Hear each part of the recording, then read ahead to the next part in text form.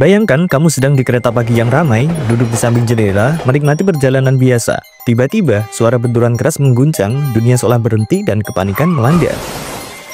Dunia pernah menyaksikan tragedi seperti ini, tabrakan kereta di Quintinshall, Skotlandia tahun 1915 yang menewaskan 226 orang atau kecelakaan maut di Balasore, India tahun 2023 dengan 288 korban jiwa.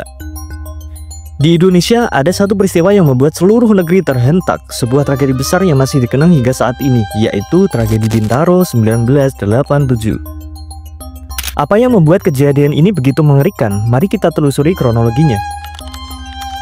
Pada hari Senin, tanggal 19 Oktober 1987 jam 5:05 pagi, di stasiun Rangkas Bitung, Banten, kereta api 225 jurusan Rangkas Bitung, Jakarta Kota bersiap untuk berangkat. Kereta ini ditarik lokomotif BB 30616 dengan masinis Slamet Suradio, asisten masinis Soleh, dan kondektur Adung Syafei.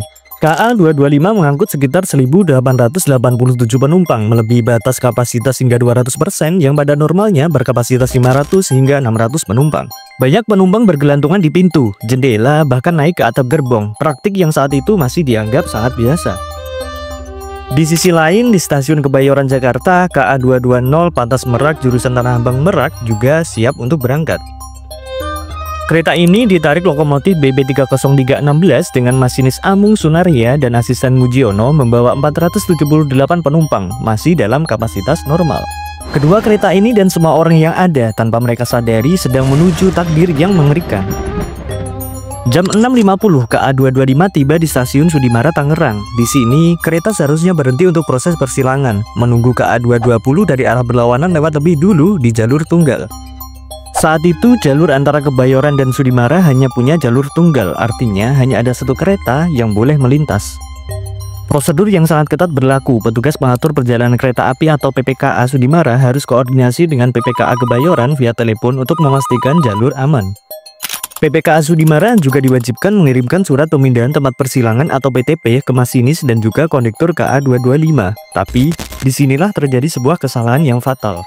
PPKA Sudimara tanpa adanya konfirmasi dari PPKA Kebayoran menyerahkan PTP kepada masinis Slamet Suradio melalui petugas pelayanan kereta, bukan menyerahkannya secara langsung. Masinis Slamet yang kemudian bersaksi di pengadilan mengaku hanya mengikuti instruksi. Ia melihat PTP sebagai tanda untuk berangkat, meski sebenarnya prosedur mengharuskan untuk menunggu izin resmi. Di sisi lain, KA 220 sudah diberangkatkan dari Kebayoran, melaju dengan kecepatan 25 km per jam. Sedangkan KA 225 dengan kecepatan sekitar 30 km per jam juga sudah bergerak menuju Kebayoran. Petugas Sudimara akhirnya panik, berlari meniup trompet dan melambaikan tangan sebagai tanda darurat. Tapi Slamet tidak melihatnya. Bahkan ada laporan yang mengatakan bahwa penumpang berteriak berangkat, yang mungkin membuat Slamet salah paham. Dan akhirnya kejadian mengerikan itu pun terjadi.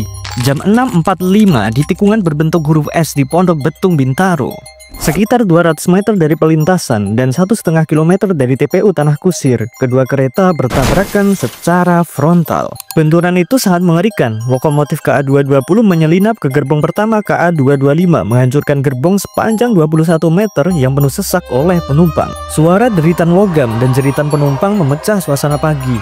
Bagian depan kedua kereta mengalami ringsek, banyak juga penumpang yang terjepit dan banyak penumpang yang tewas seketika.